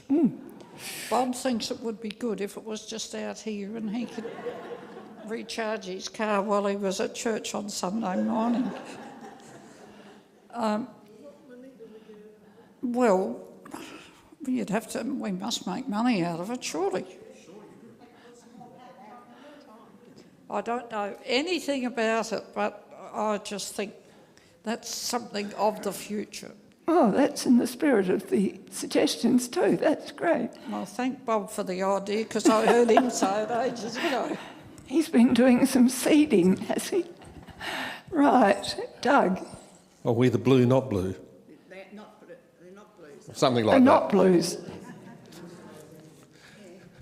Again, most of ours have already been covered, but one suggestion was to, and I'm aware a neighbouring congregation does this, they meet with the local mayor and councillor to see what are the needs in the area and any way the congregation might be able to begin to meet those needs. And a couple on the financial one, increase giving by all members and make people aware of bequests. Repurposing the properties. Well, that's already been... Oh, repurposing. Repurposing. Repurposing the property as well as refurbishing. Right, thanks, Doug. I forgot to ask if anybody wanted to clarify over here. Anybody who wants to clarify something that Doug has put in? No? Anybody going back? Here, coming. The council needs, you'd have to confer with two councils here because a good proportion of us live in the opposite one. Well aware of that. Yeah. For those not aware, we're in both Burnside and Campbelltown. In fact, the claim was made over here. Most of us, or that's not fair, more come from Campbelltown than they do from Burnside to the church here. Sure. Yeah.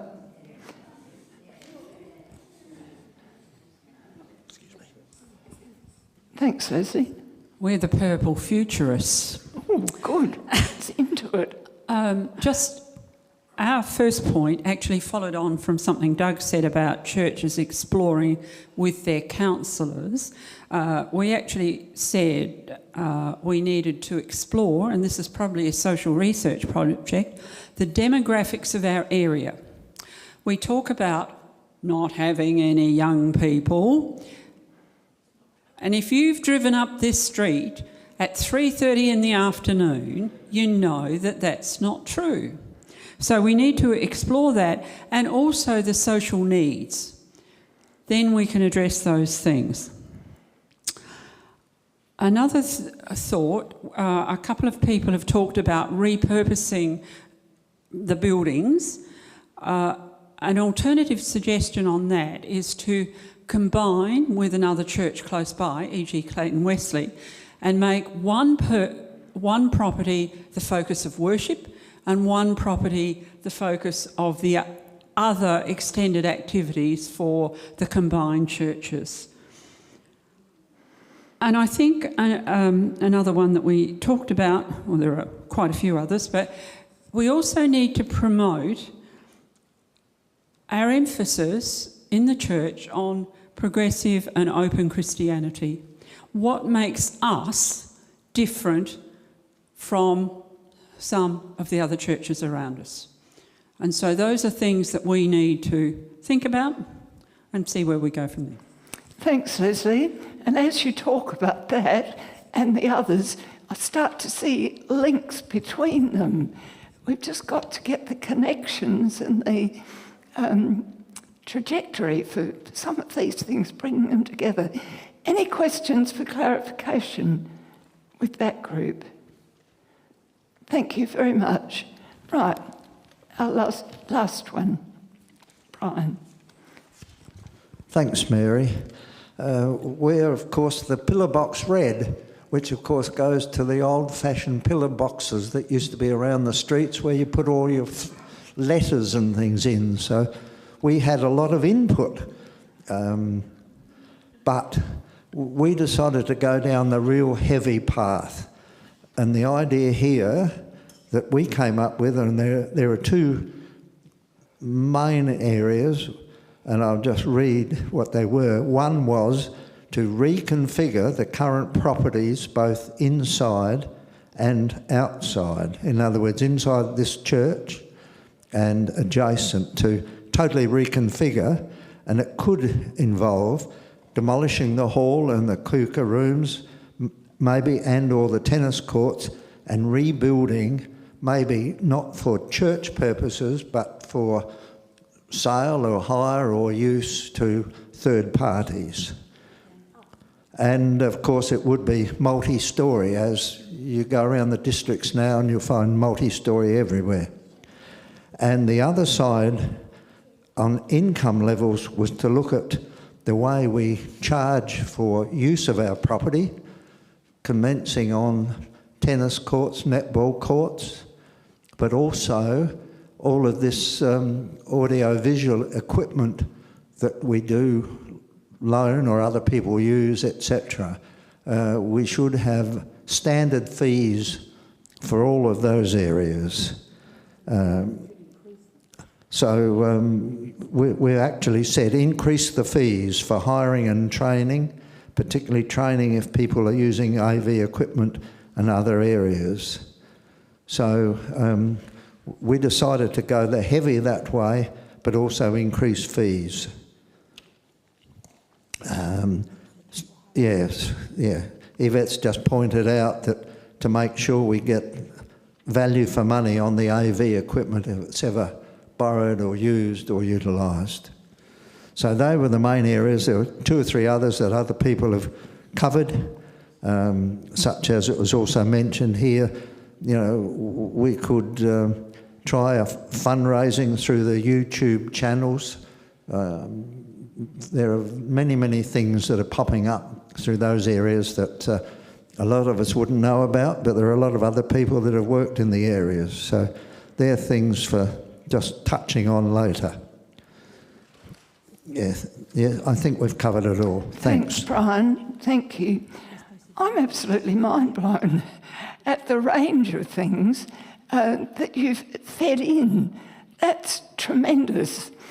What we're going to do is collate them, try to synthesise and draw threads out of them. The working group will report to council next step, and you'll hear more about the directions from Chris. But I just want to say thank you, and thank you to the people who facilitated that and got such a lot up. That's tremendous. Thrilled to bits. Thank you. Chris. Oh, no, it's not you. It's Bob of electric car fame.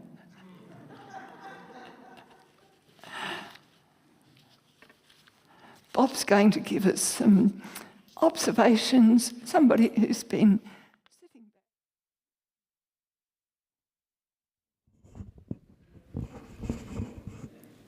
Greetings. I've been part of the planning team and of course council, and part of my role today is really to observe and offer some feedback. So what I've seen is that I counted just before we started 50 people, including Ray and Colin and Matthew and Lachlan in the back rooms at this gathering today. So that's 50 people in here, which was really encouraging for me.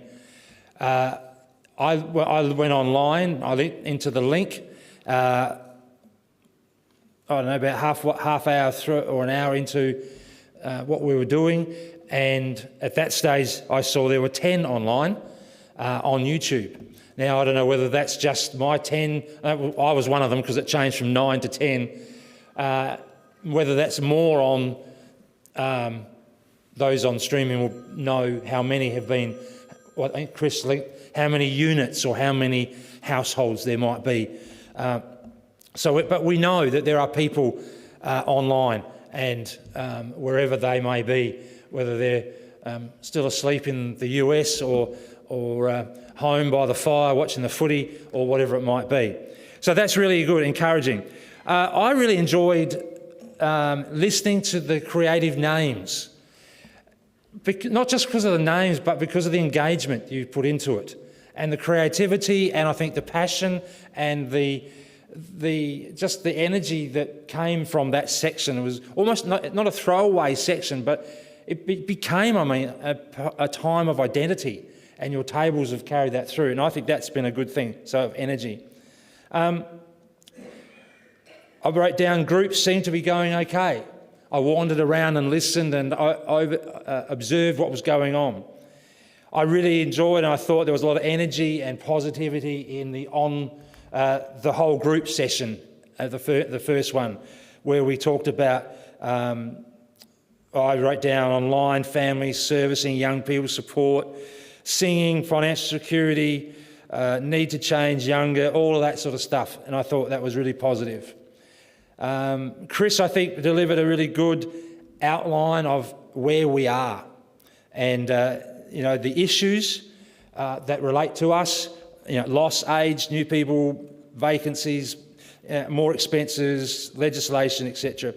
But then the positives, the student houses, the streaming, libraries, new people, space, the space is safer for us as an old ageing congregation. There's less tripping hazards and steps and things like that, which is all positive. Then we keep going to the age profile, and then I was surprised to hear that we have 7 blocks for building approximately. So 7 average building block size footprint is our word. And I'm interested to hear, I think from this table, the going up, the looking up or the building up opportunity. Then we heard today also about the reality. And the reality is the income was $212,000, the expenses $227,000. Doesn't take me, who knows nothing about maths, to find out that there's a deficit or a minus in the front of that.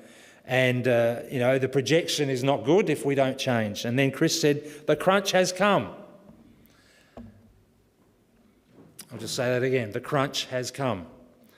And I think that, for me, stood me up from where I was, just a reality check on that. And then the listing of the breakdowns of the facts of the figures, the giving, the staff, the property, donations, and so on. I've also been encouraged to hear a lot of questions and even comments and ideas, particularly this last session, about streaming and online. We are certainly in a digital and online age, and we are ahead of a lot of organisations and churches. I'll say churches, not organisations, but we're still very much in our infancy. We're learning as we go, and that's something that a curse and a blessing has been the COVID, by forcing us into more streaming ideas and online, but also the blessing to be able to be gathered with you hope that's the right camera, with you, where you are. I really enjoyed the last bit of the brainstorming. A lot of energy, a lot of ideas. Good luck sifting through all of those. But there will be a lot of commonalities, and there were a lot of commonalities. Then I wrote real positive attitude and thoughts on that. Just in this last think tank time, sorry to steal the name, but this brainstorming time, I think there were maybe at least 3 key areas, and that is property and resources that we talked about, redeveloping, changing, hiring, knocking down, building up, arsonists, etc. And then also dollars, fundraising, having things on that we can make money out of, and raising funds and fees and so on. And then I was thinking there, gee, what is it? What's our core business? Our core business here, and this has come out of a book that I've been reading, our core business is actually Jesus Christ. Now, I say that not in a sense of conservative, flowery, daydreaming, whatever that might mean, but the life, the person, the ministry and the way of the bloke called Jesus from our scriptures. How does we relate to that as a Christian church? So that's what we are. We're not, how does the uniting church, I think we asked the question right at the beginning, what makes this the uniting church? Why do we drive past? No, that was Jan in the sermon this morning. Why does she drive past all these other churches to get to this uniting church? What is it about us that makes us uniting? What is it that makes us a Christian church? It is Jesus, and we can be progressive, spacious, liberal, embracing, whatever that might mean. And I really liked it when we got onto and I was going to feed that into that group over there, but I gave them my recharging station idea. Well, no, I had it before. But combining or promoting who we are as Morialta. What is one of our key strengths or outlooks on life is our welcome, embracing, holistic, progressive, liberal, thoughtful, intellectual, ask the questions rather than give the answer type, or allow the questions rather than give the answer type theology.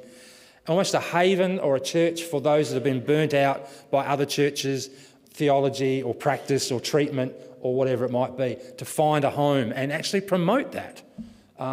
Put a sign or a notice in the New Times or the church newspaper for people. And then as I was circling all these things, I got this notebook from it was actually an Indigenous Day at Tandanya a couple of years ago. They were just handing them out. So I got it and I went to the page, and this is a quote, right? It's not my quote, it's been written in here. And I thought, serendipity. Our future is just as important as our history. Our future is just as important as our history. And I have been reading a book called The Church as Salt, and the Gateways have either started or about to start reading it. Have started. What chapter are you up to? 1.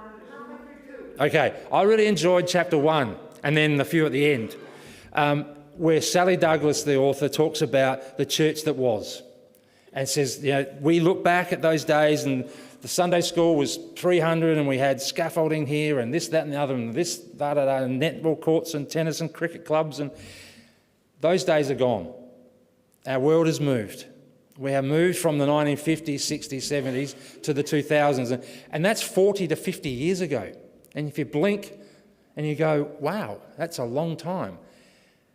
But I think one of the things, I'm not sure she actually said it, but what I got from that chapter 1 was, let's not just lament the past or criticise the past or even nostalgically try and go back there, but let's actually celebrate those days, because those days have shaped us to who we are now, and we will go on. So those big days, those building this, I wonder what they thought of when they built this building. How long would it be here for? In 1855. Did they think 150, 160, 70, 200 years, or was it just whatever? And we are the recipients. We are the stewards. We are the custodians of our property, but more so of the gospel. And I'd like us to continue to think, and maybe we'll look at that later in the next section of phase 2. But I think, what is our core? Why are we here, and how do we live that out? Our future is just as important as our history.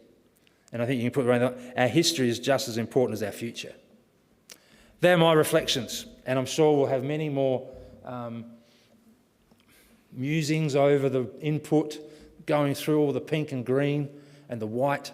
And I really enjoyed the energy and the buzz and just the fact that we've got 50 bodies in here for a start and X number online. So, and to everyone that's made it worthwhile. Shall I ask for any questions? For clarity? Wonderful.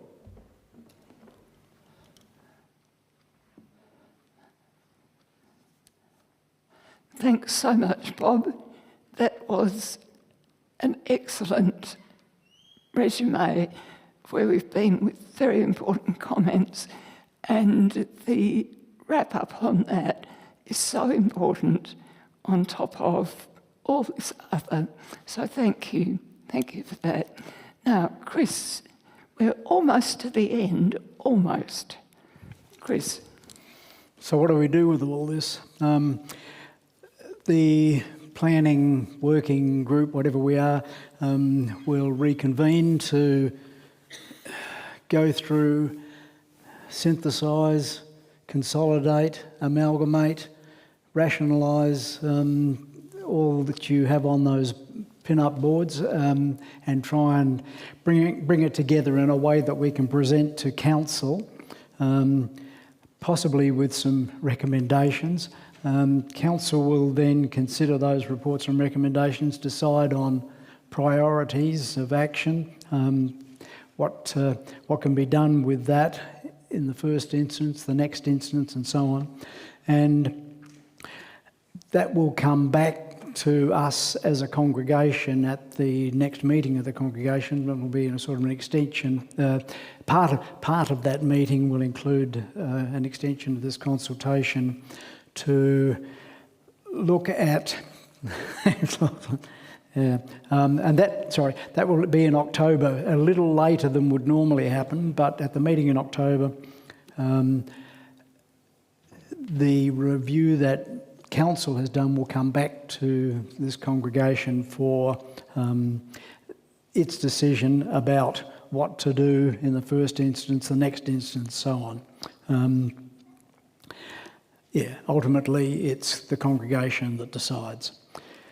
This process will take place in parallel with the stewardship program, which in a sense has begun. If you've been here and listened to some sermons in the last few weeks, you would have noticed that.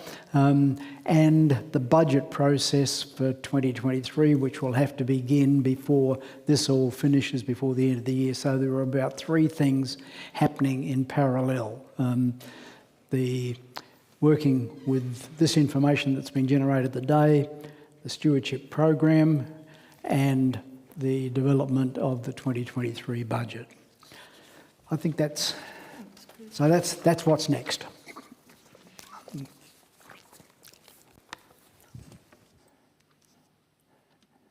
Thanks, Ray.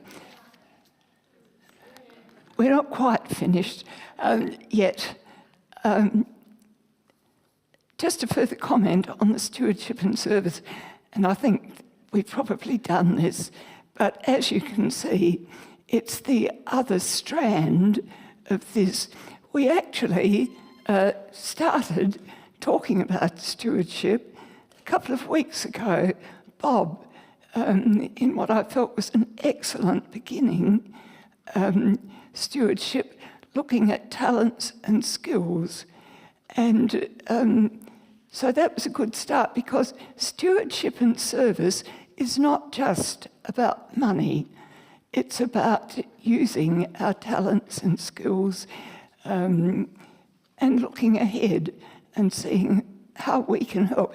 Out of today's gathering of all those ideas, it's obviously very important to have people responding with what they think and know they can do, or what they could do or would have a go at doing.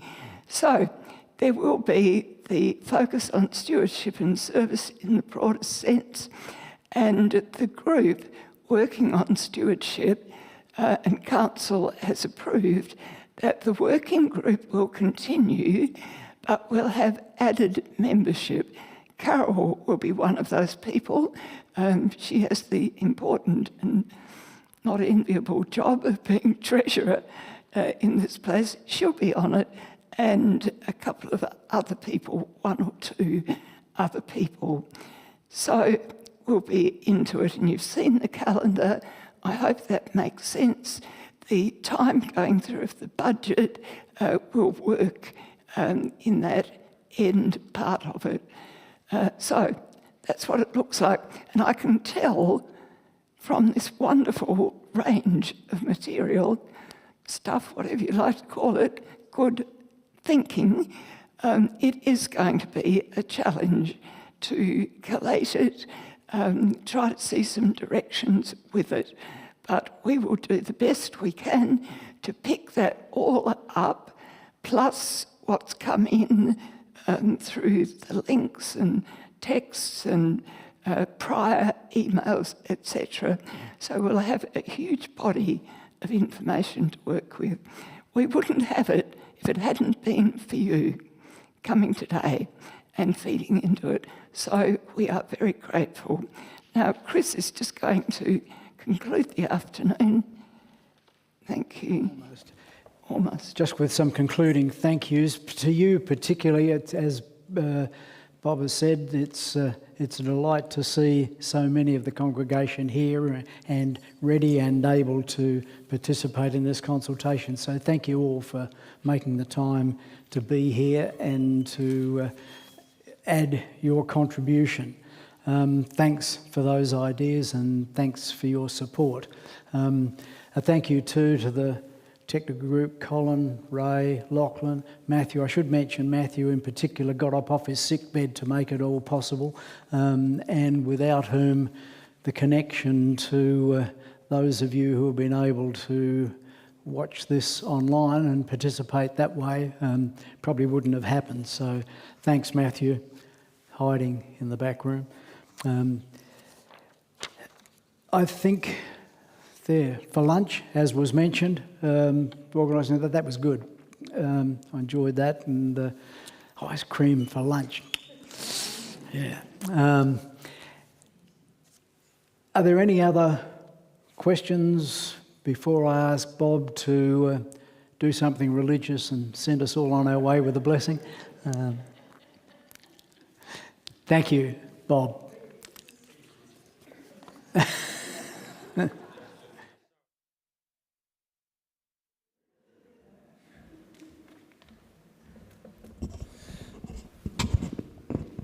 Right, religious time. No, I actually thought before Chris used that word, I thought, hey, we haven't actually spent some time in prayer.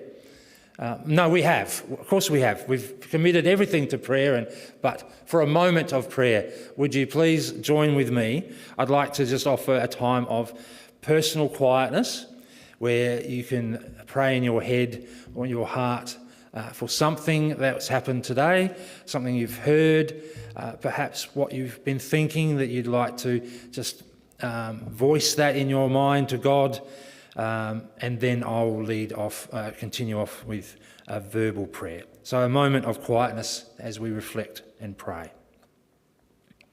God, hear our prayers unspoken in our hearts at this moment.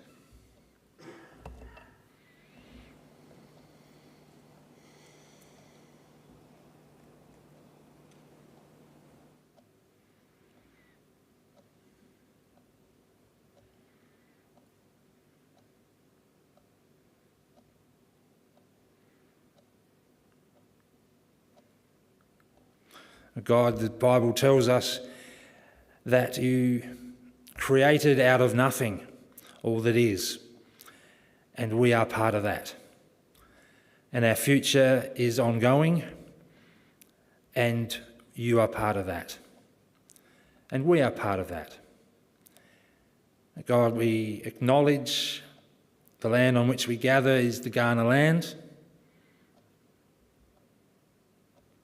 It is the church built by people 150, 60 years ago in which we worship. We meet in the hall that has been rebuilt. We have outreach into the houses that have been built recently. We thank you for all that has passed, and we celebrate. For we are recipients of those who have gone before us. Mostly good, and sometimes not so good. We are the now. And we pray your Spirit will lead us into the future, tomorrow. We pray guidance, discernment, listening, courage, and vision to connect the dots between physical property and assets and dollars and cents to mission and love and embrace, spirituality, opportunities for question and learning and developing. So we give thanks for this whole day, and we thank you for all people who have been involved and everyone that has been in attendance, both here and online. And for all the bright ideas, may they be like little seeds that start to be put in the ground and sprinkled with water and nurtured by sunlight to grow into fruition. In Jesus' name, amen. So go in peace to love and serve our Lord and shine our light to others, the light of God. Amen. Ray,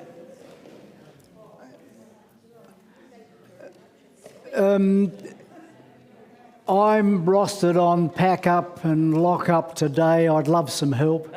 Thank you. Are we unpacking everything? What do you reckon?